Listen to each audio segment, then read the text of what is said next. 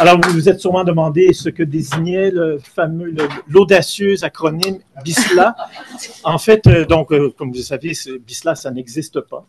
Mais ça désigne deux programmes existent au collégial, donc le programme de bac international que je ne présenterai pas. Je vais laisser Hélène Jacques vous le présenter parce que je ne sais pas trop ce que c'est.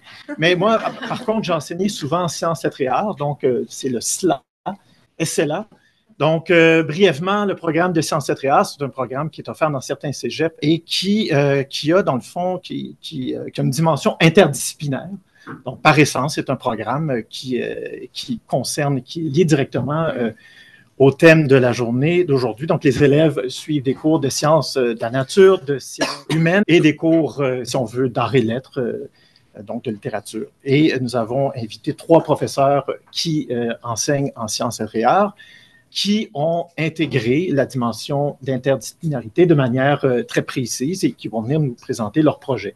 Le programme du baccalauréat international. Alors, le nom l'indique, là, il y a le mot international dans le nom du programme. C'est un programme qui est offert dans plusieurs collèges au Québec. C'est un programme qui est reconnu dans plusieurs pays, ce que j'ai lu, 150 pays, ce serait reconnu par 150 pays.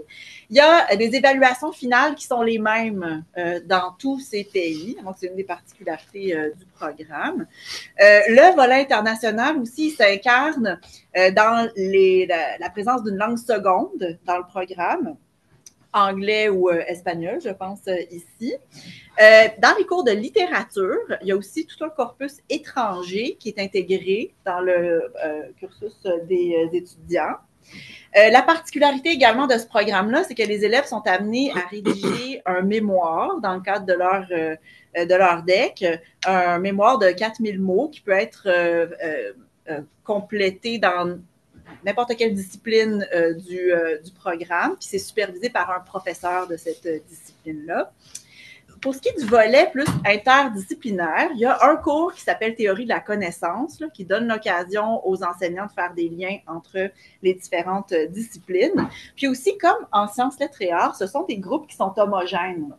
Alors, ça permet de tisser des liens avec les cours que ces autres étudiants suivent, parce qu'on sait quels cours les étudiants suivent, puis c'est tous les mêmes cours. Alors, ça peut être facilitant là, pour créer des liens avec d'autres enseignants, créer des activités en commun avec d'autres cours. Alors, on va commencer la table ronde par un premier tour de table. On va présenter chacun des intervenants au moment où ils vont prendre la parole. On va leur donner la parole l'un après l'autre dans l'ordre dans lequel ils se sont gentiment assis aujourd'hui. Et puis, ils vont nous présenter une activité interdisciplinaire là, qu'ils ont menée dans le cadre d'un cours qu'ils ont enseigné dans leur programme respectif, soit sciences, lettres et arts, soit baccalauréat international. Alors, on va commencer avec Annick Rouette, que je connais bien parce qu'elle enseigne dans le même collège que moi. Elle enseigne au collège Lionel Groux depuis 2007, comme moi. Hein, on a commencé ensemble. Elle enseigne dans le programme d'art, lettres et communication, très souvent, et dans le programme de sciences, lettres et arts depuis quelques années. Puis elle a aussi participé à la révision du programme au collège, révision qui a lieu là, depuis quelques sessions déjà. Alors, on te laisse la parole, Annick, pour nous présenter un projet interdisciplinaire que tu as fait dans le cadre d'un cours. Donc, c'était un projet dans le deuxième cours du programme là, qui correspond au cours de formation générale, en fait, là, et puis qui est l'équivalent du littérature et imaginaire, avec la période à couvrir là, de 1850 à aujourd'hui, littérature française. Et puis, en fait, l'énoncé de compétences, c'est d'expliquer les représentations du monde qui sont contenues dans les textes littéraires de genre variés. C'est la même compétence là, que le 102 régulier. Et puis, comme je suis en sciences, lettres et arts, je suis passée par l'œuvre d'Émile Zola en me disant que c'était vraiment la convergence, cette œuvre-là, à la fois des sciences et de l'art parfaitement, là, je vous dirais, là, unis dans une même esthétique, et que donc ça me permettrait d'aller chercher les deux autres volets en fait du programme. Et donc bon, ça a passé aussi finalement par des discussions avec les professeurs. On travaille beaucoup en concertation. Là, les professeurs en sciences lettres et arts, on se réunit beaucoup de réunions de programme où on parle beaucoup des sorties au départ parce que les sorties culturelles c'est obligatoire. Puis en fait il y en a un certain nombre là, je vous dirais. Professeur de français, généralement, on s'occupe des sorties au théâtre. Et puis, c'est en discutant, en fait, avec un professeur de psychologie d'une œuvre qui allait être jouée au théâtre de Jean-Philippe Barry-Guérard, qui était « Vous êtes animal », qu'on s'est dit qu'il y avait sûrement des belles convergences à faire, à la fois avec sa discipline, mais surtout, finalement, avec la discipline biologie.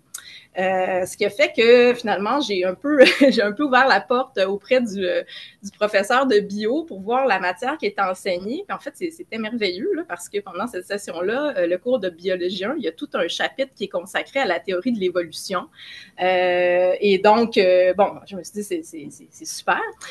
Bon, faut savoir par contre que l'œuvre de Jean-Philippe Barry-Guérard là, quand finalement je suis rentrée un petit peu plus dedans, puis quand on est allé voir la pièce là, c'est vraiment très loin là, de la théorie de l'évolution.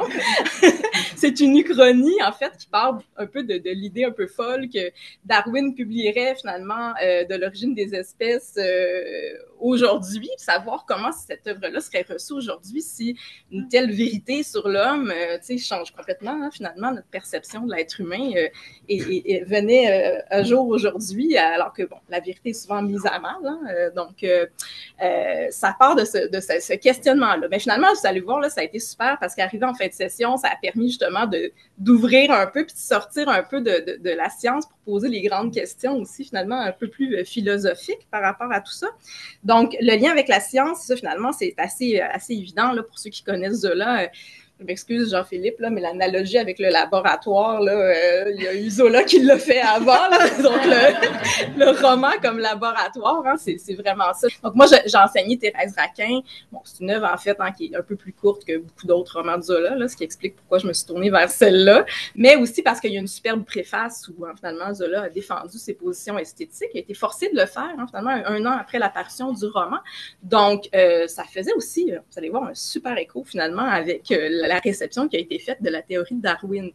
Donc, quand j'ai commencé, c'est ça finalement, à enseigner ça, je me suis dit, je vais faire d'abord le lien avec la science. C'est ça, moi, ça va être l'étude des personnages. Et donc, bon, je ne me prétendrai pas du tout scientifique ou biologiste, là, donc je suis allée voir hein, finalement du côté du professeur de biologie qu'est-ce qui était enseigné de ce côté-là, comment moi je pouvais faire les liens finalement en récupérant certains axes. Bon, par exemple, bien sûr, la théorie de Darwin, hein, c'est toujours la sélection naturelle à partir de certains principes, sélection naturelle, sélection sexuelle, sélection artificielle. Et ces principes-là, finalement, quand on regardait ça dans le roman de Zola, c'est tous des principes qui agissent pour déterminer la façon dont les personnages, finalement, vont évoluer. Donc, moi, je leur ai fait faire une espèce de travail, finalement, comme presque de fiche médicale là, sur les personnages. Bon, travailler sur la physiologie des personnages, donc leur corps lui-même, donc on travaille sur l'hérédité qui est un peu quand même élaborée là, dans le roman, sur leurs traits physiques dominants, sur leur tempérament dominant, parce que la théorie des tempéraments, là, quoique un peu vieille, hein, on va se dire, là, à cette époque-là, elle a beaucoup guidé le principe là, finalement des personnages dans le roman. Travailler sur le milieu, donc le milieu dans lequel ces personnages-là évoluent, un milieu qui est amené à changer pendant l'intrigue, voir comment justement ce changement-là de milieu a des impacts finalement justement physiologiques sur les personnages et puis l'interaction entre les personnages qui finalement principe beaucoup d'attirance et de répulsion physique là, entre les personnages. Donc on a travaillé le roman dans cette perspective-là et ensuite de ça, donc je leur ai demandé de faire le lien, comme je vous disais, avec la théorie de Darwin puis tout le principe d'adaptation puis les différentes formes de sélection. Donc on a étudié finalement les personnages par le biais de l'axe scientifique, ce qui était vraiment important parce que dans le fond, c'est aussi ce que réclame Zola, c'est qu'il va traiter, lui, la bête humaine, donc il ne s'intéresse qu'au corps, en fait, c'est ce qu'il prétend, et puis donc, bon, les personnages, souvent, en fait, c'est l'erreur des étudiants, là, quand on travaille sur Zola, de psychologiser, finalement, ces personnages-là. J'ai trouvé que de passer vraiment par l'axe scientifique, ça leur permettait vraiment de traiter le personnage à travers une espèce de démarche presque médicale, là, ça leur permettait d'éviter cet écueil-là.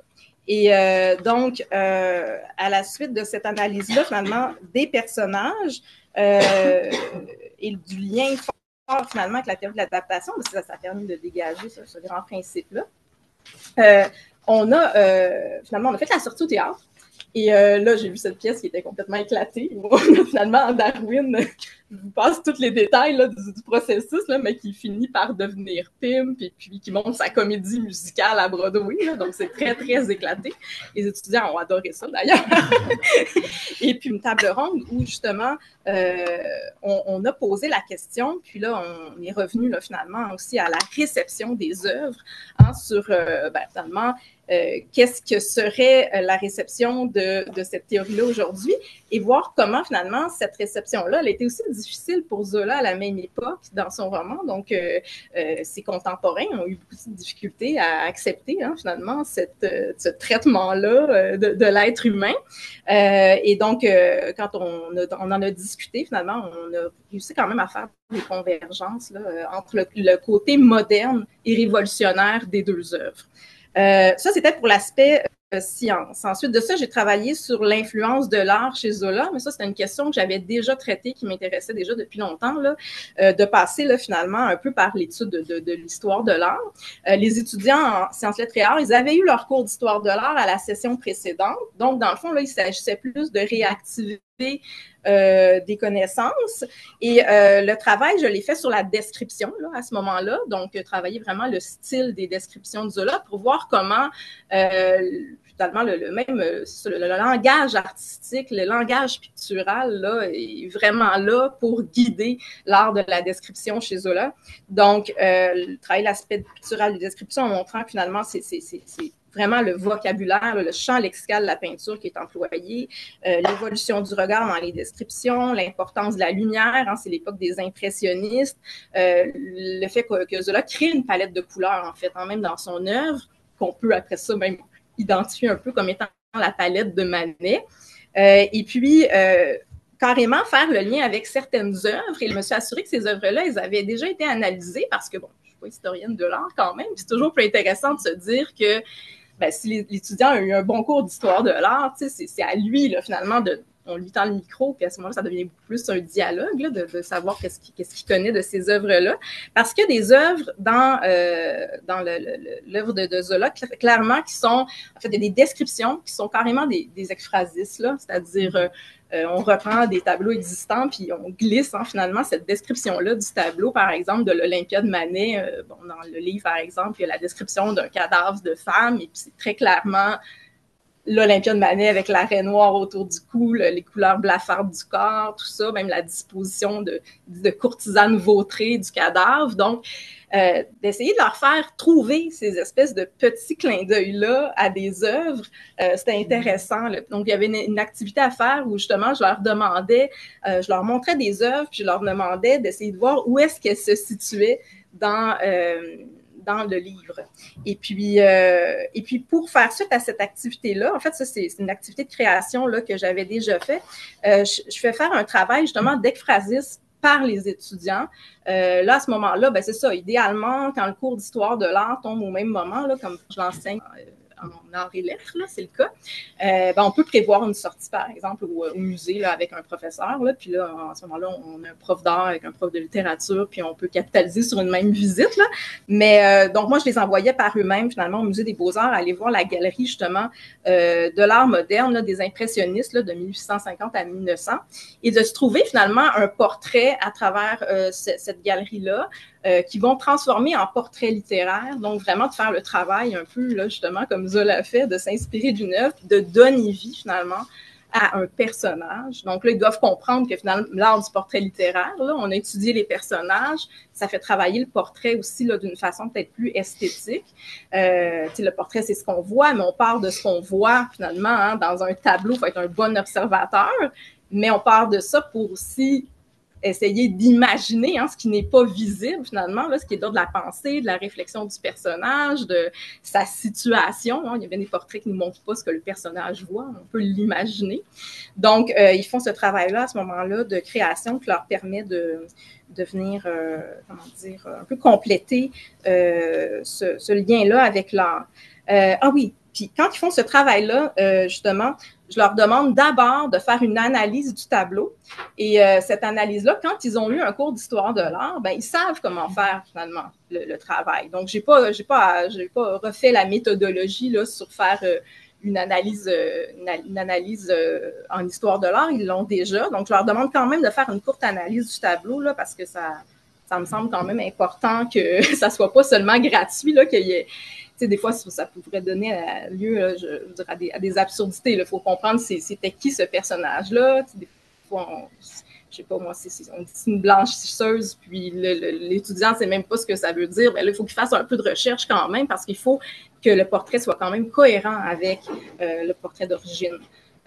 Donc, faire une analyse, puis de leur demander finalement de réemployer leurs acquis méthodologiques d'histoire de l'art, ça me permettait aussi d'aller m'assurer d'un meilleur travail, en fait, dans ce sens-là. Donc, c'était les deux aspects que je couvrais à travers cette étude-là de l'œuvre. Donc, merci beaucoup, Annick. Comme on vous le disait, donc, on va donner la parole à chacun de nos invités pour commencer, pour présenter chacun des projets. C'est au tour de Carl, je vais te tutoyer. Entre homonymes, on peut faire ça. Donc, tu as animé le prix littéraire des collégiens à Brébeuf à plusieurs reprises, en fait, depuis 2005. Tu es membre du comité de coordination du prix et tu es aussi le co-auteur du guide des procédés d'écriture pour lequel tu as remporté un prix, me semble-t-il. Est-ce que je me trompe? Ou en tout cas, on a souligné... oui, le prix du ministre de l'Éducation en 2007. Et tu enseignes au programme de sciences, lettres et arts depuis 8 ans et tu as réalisé un projet interdisciplinaire dans le cadre du programme. Oui, en fait, plusieurs. Et je veux dire aussi que je suis un ancien de Garneau, c'est mon alma mater et c'est très émouvant de revenir ici aujourd'hui. Je suis vraiment content de revenir ici. Les travaux interdisciplinaires en SLA, je vois ça un peu comme un travail de création oulipien, où on part à partir de la contrainte. Il y a la contrainte des devis ministériels, et pour les gens qui travaillent en SLA, il y a un code qui va changer, qui est le 01Y0, où il faut établir des liens entre la philosophie, la littérature, les autres arts. Mais il y a un danger aussi, il y a un écueil, on y reviendra peut-être plus tard dans la discussion, c'est de vouloir faire des liens pour simplement faire des liens sans s'interroger sur la validité pédagogique des liens qu'on veut faire. Et c'est donc vraiment, depuis quelques années, dans cette perspective-là très précise que je travaille les projets interdisciplinaires. Les profs, on se rencontre à la fin de chaque session pour savoir ce qu'on va enseigner la session prochaine. Donc, on sait ce que le prof de chimie va faire, ce que le prof de bio va faire. Et on peut créer des liens informels qui ne passent pas nécessairement par des évaluations, mais qui peuvent, de façon très sympathique, permettre de tendre des liens. La prof de physique prend des photos des profs des autres cours dans ces questions d'examen de physique mécanique, par exemple. Non, mais ça engage aussi. Bref, le projet dont je vais vous parler est tiré du premier cours, qui, dans le fond, écriture et littérature. Un cours, là, à Brébeuf, c'est du Moyen-Âge au 18e. C'est pas la période la plus sexy. Il faut voir l'analyse littéraire. Et un enjeu qu'on a en SLA, c'est la charge de travail. Hein. Vous savez, c'est un programme qui est très chargé, avec des étudiantes et des étudiants très performants, qui, même si le travail va valoir 5%, vont s'investir pendant des heures et des heures et des heures. Donc, nous, on a la responsabilité de demander des travaux qui vont leur permettre de réduire leur tâche de travail, leur charge de travail. Et donc, le travail que je vais vous présenter, c'est un travail avec le cours d'histoire. C'est un cours d'histoire des civilisations occidentales, donc de l'Antiquité jusqu'au 19e siècle. Et c'est un travail commun. Donc, je me suis déplacé au début de la session dans le cours de la prof d'histoire. On a présenté le travail ensemble. C'est un travail en 2 étapes. La première étape, c'est une bibliographie commentée qui est corrigée par la prof d'histoire. Et on change le thème chaque année parce qu'il y a des fratries en SLA aussi. Et donc, réutiliser le même travail 2 sessions de suite, c'est pas une bonne idée. Vraiment pas. Alors, ce qu'on a fait cette session-ci, c'est partir d'une rivalité historique entre 2 personnages. Et le travail d'histoire, c'était une bibliographie commentée, toute simple, donc 3 titres, mais qui exigeait d'aller chercher dans les bases de données du collège. Et c'est un travail qui était fait très tôt en début de session pour 2 raisons. 1, initié aux attentes des cours au collégial.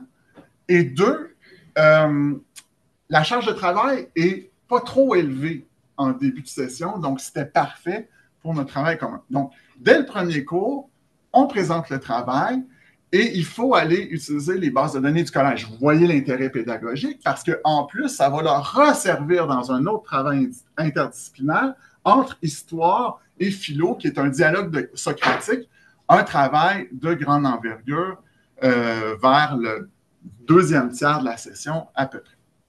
Donc, la bibliographie permet d'aller développer les compétences de recherche, de s'adapter à un style de citation. Dans ce cas-là, on a choisi le Dione plus que pour le travail subséquent. C'est ça qui était demandé. La prof d'histoire a corrigé les bibliographies commentées, ce qui a permis de rajuster le tir pour la 2e étape de mon cours de littérature, qui est une création littéraire qui allait déployer dans le style de narration que les étudiantes et les étudiants décidaient de choisir, la rivalité. En plus de cela, ils devaient intégrer 5 procédés d'écriture, donc un procédé d'énonciation, un lexical, un syntaxique et grammatical, 2 procédés stylistiques, et les analyser. Donc, ça allait chercher un autre élément plus ludique. Et là, je m'étais promis de ne pas nommer taxonomie de Bloom, mais on m'avait mis au défi de le faire, alors c'est fait. Mais c'est plus exigeant que de simplement être capable de définir, de repérer un procédé d'écriture, que d'avoir à l'écrire et ensuite à l'expliquer. Donc, d'une façon quand même assez ludique, on réussit à la fois aller chercher des compétences en recherche documentaire pour les sciences humaines et à développer les compétences d'analyse littéraire, mais dans un cadre ludique de création. Donc, ça ressemble un petit peu à ça. Ah oui, aussi, une dernière chose. Le fameux réviser et corriger le texte. Ah, là, oui. On ne sait jamais trop quoi faire avec ça, mais là, c'est de montrer aussi comment utiliser les outils de correction comme antidote dès le début de la session aussi, et ça leur sert pour tout le long de leurs études collégiales. Donc, voilà. Beaucoup de cases cochées avec ce travail. Merci, Carl. Alors, on va passer à la 3e présentation, celle d'Ariane Léger, qui travaille au Cégep de Sainte-Foy depuis 2008. Puis, elle aussi, elle s'implique dans le prix littéraire des collégiens, en fait, depuis 2016. Et puis, elle enseigne en SLA depuis une dizaine d'années. Alors, on t'écoute, Ariane. Oui. Alors, au Cégep de Sainte-Foy, en sciences lettres et arts, la séquence des cours de littérature, là, qui sont des équivalents des cours de la formation générale, est un peu différente là, dans son découpage historique de celle des cours de la formation générale, parce que, on a refait notre séquence il y a quelques années en formation générale et on a décidé d'accorder toute la place à la littérature contemporaine à la première session, donc avec le cours écriture et littérature. Et on a décidé en sciences lettres et arts de garder un peu l'ancienne séquence historique, là, qui en général fait couvrir la littérature française des origines, donc du Moyen Âge jusqu'à 1850 ou jusqu'au 18e siècle, peu importe. Et on a conservé ce découpage historique parce qu'il y a en sciences lettres et arts des thèmes intégrateurs qu'on s'est dotés, c'est-à-dire des thèmes qui vont déterminer, entre autres, la grille de cours, quel cours on met à chaque session, puis qui permettent justement les liens entre les disciplines. Puis à la session 1, c'est l'histoire. Ça va donc avec le cours Histoire de la civilisation occidentale, le cours d'Histoire de l'art. Et en philosophie et en littérature, on relaie l'un de l'autre. Il y a l'histoire, la philosophie antique, ancienne. Et ensuite, on prend le relais en littérature avec la littérature du Moyen Âge. Puis on essaie de remonter jusqu'à 1850. Donc, l'activité, elle concerne le cours qui s'intitule Littérature française des origines jusqu'à 1850, qui est un équivalent du 101, et donc qui table sur le thème intégrateur de l'histoire autour. Donc, c'est une activité qui a lieu en un après-midi, parce qu'on a des après-midi qui sont libérés justement pour les activités, les sorties, les activités interdisciplinaires, conjointes entre les différentes disciplines. Donc, ça se tient en un après-midi. Tous les étudiants en sciences lettres et arts font l'activité. C'est resserré dans le temps, ça fait qu'ils peuvent pas déborder puis consacrer leur vie pendant 2 semaines à un travail qui vaut pour 5%. Ça aussi, c'est un avantage. Donc, dans un premier temps, on leur présente un film. Le film, c'est Ridicule de Patrice Lecomte, qui permet vraiment de mettre en valeur le contexte socio-historique du 18e siècle. Il aborde vraiment tous les aspects intéressants qu'on peut imaginer, vraiment avec les classes sociales, les tensions entre le tiers-État, l'aristocratie, la royauté, tout est présenté avec même la Révolution française à la fin, la philosophie des Lumières. Donc, c'est vraiment super intéressant, ce qui permet une discussion à la fin du film pour mettre en valeur justement tous ces aspects du contexte. Et à la suite de ce film-là, on sépare les étudiants en équipes et ils doivent répondre à 2 questions. Une qui leur permet de réinvestir des notions qui ont été vues en littérature en lien avec la lecture de Candide de Voltaire, qui est l'œuvre du 18e siècle associée donc à cette période historique. Et une autre question qui permet plus de faire des liens avec la philosophie. Et dans tous les cas, le thème de l'œuvre qu'on a choisi et qui permet de faire des liens entre toutes ces disciplines, c'est la forme d'humour qui est très présente dans l'aristocratie du 18e siècle, qui est le bel esprit, donc qui sert à établir son pouvoir, son autorité, à bien paraître, et qui peut aussi servir à faire chuter d'autres personnes ou à se faire chuter soi-même, dans certains cas. Le titre ridicule. Donc, pour ce qui est de la question qui permet de faire des liens avec littérature, on demande aux étudiants de comparer le bel esprit avec l'ironie de Voltaire, donc ses intentions, ses procédés.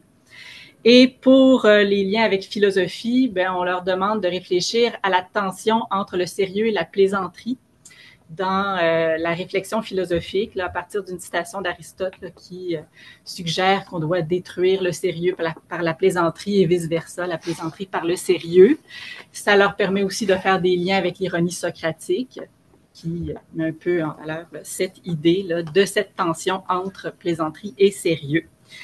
Donc, ça leur permet de faire le tour de 3 des disciplines qui sont à l'honneur à cette session-là, histoire, littérature, philosophie. Puis, on en ajoute une, bonbon, qui est le cinéma aussi, parce que ça nous permet aussi de discuter un peu de cette forme d'art, même si ça ne fait pas partie des disciplines qui sont enseignées en sciences, lettres et arts. Donc, voilà, et là, c'est... voilà, c'est cette activité, entre autres choses. Merci beaucoup, Ariane. Notre dernière panéliste, Amélie Desruisseaux-Talbot, enseigne ici même à Garneau, notamment au programme du baccalauréat international, et est chargée de cours à l'Université Laval au certificat sur les œuvres marquantes de la culture occidentale. Oui, bien, ça? Oui. C'est très bien. Alors, donc, tu veux me parler d'un projet interdisciplinaire que tu as réalisé ici même à Garneau?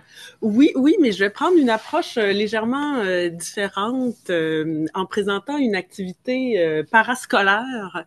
Lorsque j'ai commencé à enseigner au baccalauréat international, là, ça fait déjà je sais plus combien d'années, là, plus de 10 ans, j'ai été frappée par ce qui était ajouté dans le fait qu'on enseigne à des groupes homogènes, à des groupes fermés. Je m'explique, les étudiants sont certes peut-être plus motivés, plus investis dans leurs études, parfois plus curieux, parfois plus performants, pas toujours, mais ils sont moins gênés. Parce qu'ils se connaissent et il y a vraiment une dynamique de classe qui se crée rapidement. Et moi, ça m'a donné beaucoup d'énergie, ça a changé un petit peu ma façon d'enseigner. Je trouvais que c'était plus facile de susciter des discussions, c'était plus facile d'apprendre à connaître les étudiants. Et ça m'a donné envie aussi, parce que eux en donnent beaucoup, de leur en redonner en organisant des activités parascolaires diverses. Et bon, évidemment que ça aide un peu le fait que les étudiants au BI ont à s'impliquer, là, ils ont des heures à faire. C'est pas du bénévolat, mais peu importe, là. Donc, il y a un certain nombre d'implications extracurriculaires, parascolaires qui sont attendues de leur part. Donc, bon, on sait que si on organise des activités parascolaires, que ça risque quand même de susciter un certain intérêt, qu'il y a des étudiants qui vont participer. Et donc, à partir depuis que j'enseigne au BI, j'ai mis sur pied des groupes de discussion philosophico-littéraires avec des professeurs de philosophie. J'ai organisé des voyages un peu multidisciplinaires, entre autres, je pense à une journée à Sorel avec dans le pays du survenant, avec des profs de bio, des profs de physique, donc des activités comme ça gratuites qui sont pas reliées à une évaluation, qui sont pas reliées à un travail à faire, vraiment des activités pour le plaisir d'être ensemble. Puis je trouve que c'est extraordinaire de travailler dans un lieu comme un cégep. Et là, on en a un bel exemple aujourd'hui. On est tous ici des gens hyper intéressants. C'était fascinant de vous entendre. Et c'est malheureux. On est souvent très occupés par nos propres cours, puis on oublie de profiter de ce milieu de vie-là, en échangeant avec nos collègues d'autres disciplines et en échangeant avec nos élèves dans des contextes qui sont pas axés sur la compétence ou l'évaluation. Donc moi, ça me nourrit beaucoup. Puis pour être bien franche, il y a certaines de ces activités-là que j'organise un peu pour moi, en me disant ça va me permettre de rencontrer des collègues, tu sais, les groupes de discussion avec les profs de philo, c'est génial. Là. Moi, j'apprenais beaucoup de choses, puis c'est de discuter avec les étudiants, puis que les étudiants nous voient dans un contexte qui est pas celui de la salle de classe, pour qu'ils constatent que la vie intellectuelle, la vie des idées, c'est pas juste une affaire de cotère, là, puis c'est pas juste une affaire d'évaluation, ça peut vraiment nourrir une existence, puis habiter des vies, même quand on n'est pas payé en notes ou en salaire pour le faire. Donc, c'est un peu ça que je trouve que d'enseigner à des programmes comme ceux-là, ça nous donne la possibilité d'organiser des activités puis qu'il y a des gens qui participent. Donc, l'activité, j'ai un peu hésité, mais je vais vous parler du ciné-club que j'ai mis sur pied. Puis ça, c'était aussi un peu très égoïste. J'avais envie de rencontrer mes collègues de cinéma. C'est Marianne qui est là. Oui, c'est ça. Entre autres, ma fabuleuse collègue Marianne, que j'étais allée voir pour mettre sur pied un ciné-club avec un Q. Hein? Le Q, c'est vraiment pour le Québec. Ça aurait pu être pour autre chose, mais non. Donc, le ciné-club, donc dans l'objectif de faire découvrir le cinéma québécois aux étudiants, puis bon, à moi peut-être aussi un peu. Mais Marianne, que vous avez rencontrée tout à l'heure, qui est une éminente chercheuse et qui avait fait une étude, puis je me souviens, Marianne, tu pourras me corriger, mais tu avais mentionné que lorsqu'on demandait aux étudiants, les collégiens, de nommer 5 films québécois, il y avait une vaste proportion qui était incapable de se rendre à 5. Les boys 1, 2, 3, 4, 5 pourtant, mais 42% qui réussissaient à nommer 5 filles. Donc, on fait l'inverse. Il y en a quand même une majorité qui n'était pas en mesure de le faire. Puis, sachant que Marianne travaillait là-dessus, je suis allée la voir. Et là, rapidement, il y a une collègue aussi, Nathalie, en histoire de l'art, qui s'est jointe à nous. Et là, aujourd'hui, on est 4 profs et ça roule depuis 5 ans, ce ciné-club-là. Et donc, l'objectif, c'est vraiment de faire découvrir le cinéma québécois et de susciter des discussions, de voir que ça peut être vivant. Donc, la formule est très simple, puis pourrait être mise sur pied, tu sais, à petite échelle ou à plus grande échelle, de façon ponctuelle ou de façon régulière.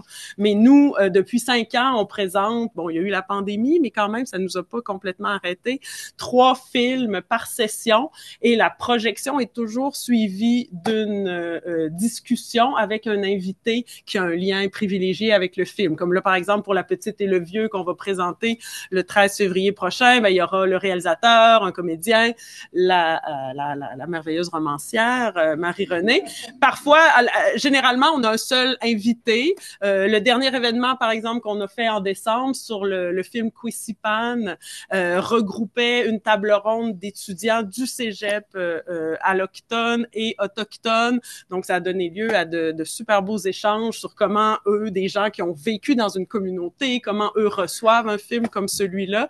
Donc, c'est toujours des activités gratuites en soirée, ouvertes vraiment à tous. Là, les étudiants peuvent venir avec leur chum, leur blonde, leur grand-maman. Plus souvent qu'on pense, ils invitent leur grand... C'est étonnant. Donc, voilà. Et cela dit, on organise ça pour le plaisir. Il y a des étudiants qui viennent pour le plaisir. Il y a des étudiants du BI qui sont avec nous sur le comité, qui nous aident à faire la programmation, à faire les contacts, qui nous aident le soir des événements, à scanner les billets, etc. Mais on peut également en faire des activités intégrées à nos plans de cours, comme on peut le faire, mettre au programme une pièce de théâtre, on peut en faire en 103, c'est sûr, dans le cours de littérature québécoise, c'est infini, là, tout ce qu'on peut faire comme lien, là. Et on peut en faire des évaluations bonus, optionnelles, pour encourager les étudiants à s'impliquer dans la vie du cégep, à participer à des événements, puis bon, t'as un point boni. Et au BI, les points boni, ça marche. Donc, un point boni, ça va être suffisant pour les encourager à venir. Ah oui, oui. Tous les points sont importants. Donc, voilà, j'aurais autre chose à dire, mais là, je pense que j'ai pris assez de temps. Bon, de toute façon, c'est pas terminé. Là, c'est pas terminé. Reprendre la parole. Voilà. Merci à vous 4. Donc, cela étant dit, le but de cette causerie BISLA, c'est pas de susciter la jalousie là, des profs qui n'enseignent pas au BI ou à SLA, mais de voir comment ça peut inspirer tout le monde. Et donc, d'où cette question que tout le monde peut-être a à l'esprit en ce moment même. Est-ce que vous avez déjà répété, reproduit l'expérience, le projet que vous avez présenté dans un cours normal, là, qui n'est pas en sciences lettres et arts ou au BI? Est-ce que vous avez déjà tenté cette expérience-là? Et sinon, est-ce que vous pensez que c'est possible de le faire? Comment on s'y prendrait? Moi, j'avais déjà enseigné le lien avec l'art. Je ne l'avais pas fait avec les sciences autant que je l'ai fait en enseignant en sciences lettres et arts, mais en enseignant au Zola, c'est sûr que c'est ça. C'était quand même... faut en parler. Là. Donc oui, je pense que c'est possible là, de faire ces liens-là. Ce qu'on rate peut-être, c'est le lien avec les autres profs qui enseignent, qui fait qu'on ne sait pas qu'est-ce qu'ils ont là, finalement comme bagage scientifique, ces étudiants-là. Mais en me questionnant là-dessus, je me dis, il y a sûrement moyen d'aller tirer, par contre, des connaissances des étudiants qui sont tout mélangés, là. Il n'y a pas de programme spécifique en formation générale, de les faire travailler peut-être pour qu'ils partagent leurs connaissances. Donc, je me disais, avec l'art et la science, ben souvent, hein, c'est un ou l'autre, là, finalement. Il y en a qui sont plus du côté de la science dans leur programme, d'autres plus du côté de l'art.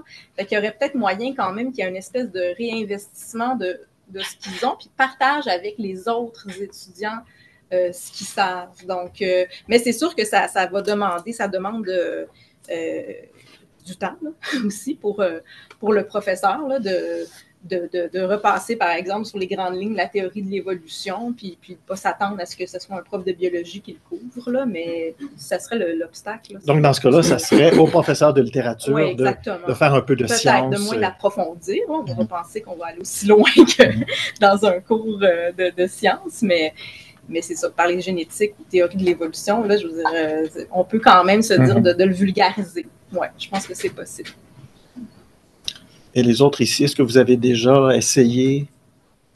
Pas l'activité que j'ai présentée, mais je peux imaginer d'en adapter une partie. évidemment, tout l'aspect plus philosophique, je le laisserai de côté. Je ne sais pas si je montrerai le film au complet, parce que ça demande beaucoup d'espace dans les cours.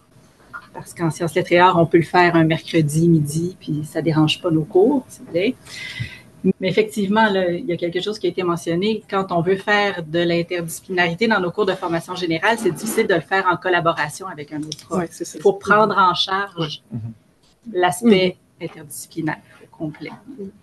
Moi, c'est ce que je dirais aussi, là, parce que j'ai souvent envoyé des étudiants de la formation générale à des événements du ciné-club. Là, je pense à une activité avec c'était même un groupe d'étudiants de renforcement en français. J'avais mis au programme le roman de Bruno Hébert, C'est pas moi, je le jure. Puis, on avait fait venir Philippe Falardeau. On avait présenté son film qui est magnifique, qui est très bien fait. Puis, j'avais fait une activité, puis là, cette fois-ci, c'était évaluer les étudiants de retour qui avaient vu le film en renforcement. Je leur faisais faire une réflexion justement sur les éléments qui les frappaient le plus de différence entre ce qu'ils avaient lu et ce qu'ils avaient vu. Et je pensais à ça tout à l'heure quand vous disiez comment transposer au cinéma le narrateur je, puis dans le cas de C'est pas moi, je le jure aussi, c'est un narrateur qui a du bagou, un narrateur enfant, donc ça, puis ça avait donné lieu à des très beaux, pas tous, pas tous, mais certains, oui, puis une réflexion par écrit, puis donc le cinéma, c'est peut-être que Marianne, tu trouverais qu'on fait de l'appropriation, puis qu'on rend pas bien justice à toute la dimension plus technique, là, mais il y a moyen, étant donné que c'est des histoires, je pense que c'est une discipline, en tout cas, avec laquelle on peut... J'ajouterais peut-être que, je ne veux pas être le gourou des devis ministériels, loin de là, il n'y a pas cette fausse impression-là, mais dans le cours de 104, il y a quand même cette porte ouverte à l'interdisciplinarité, puisqu'il faut faire des ponts entre le programme d'études. Souvent, c'est difficile. Quand on a des groupes très hétérogènes, avec de très multiples parcours, d'aller chercher quelque chose de fédérateur, c'est plus difficile, mais ce n'est pas impossible. J'ai déjà, par exemple, fait appel à la bibliothécaire du collège pour qu'elle vienne faire une capsule de recherche documentaire. Moi, je ne suis pas le spécialiste de la façon de citer dans des rapports de laboratoire, mais la bibliothécaire, elle le sait. Elle a cette expertise-là. Et elle a l'expertise aussi pour les sciences humaines et pour le style Dionne qu'on emploie en littérature ou la méthode classique, peu importe. Donc, ça peut être une piste. Une autre chose aussi que j'ai déjà faite, c'est un autre projet interdisciplinaire que j'avais fait en SLA avec le cours d'art. Donc, facile de transposer création littéraire et création artistique. Mais j'avais essayé, dans mes cours, faire un poème-objet, par exemple, dans mes cours de deuxième année de 104. Et le lien avec la science ou avec les sciences humaines, il peut être expliqué dans non pas dans le projet concret lui-même, mais dans un paragraphe explicatif. Et donc, on le voit dans les installations artistiques de plasticiens, le rôle que la science peut jouer, le rôle que les sciences humaines peuvent jouer. Et ça, je pense que peu importe le groupe qu'on a devant soi, ça peut décloisonner et rendre la motivation beaucoup plus grande et le désir d'investissement beaucoup plus grand. Puis à la limite, même à la rigueur, je pense que ça pourrait se faire dans des cours de première année aussi. Ça me fait penser, je disais que c'est difficile de collaborer avec un autre professeur parce que là, on pense à des groupes homogènes qu'on n'a pas en formation générale, mais on pourrait envisager aussi, là, parce que ça me rappelle un projet d'un collègue, que ça pourrait être une collaboration un peu à relais, donc qui impliquerait des étudiants différents dans deux groupes. Là. Donc, une création littéraire qui avait donné lieu à une création visuelle en art visuel. Donc, ce n'étaient pas les mêmes étudiants, mais il y avait quand même une collaboration entre les deux. Donc, ça peut être quand même... On voudrait vous entendre sur ce que ça apporte, l'interdisciplinarité. Qu'est-ce que ça apporte à notre enseignement en littérature que de créer des ponts avec d'autres disciplines? Tu sais, c'est quoi la plus-value? Comment est-ce que ça enrichit l'expérience des étudiants aussi? Donc, qu'est-ce que ça nous apporte? Est-ce que je peux dire quelque chose de très, très simple? Et vous allez tous vous connaître là-dedans, tous et toutes.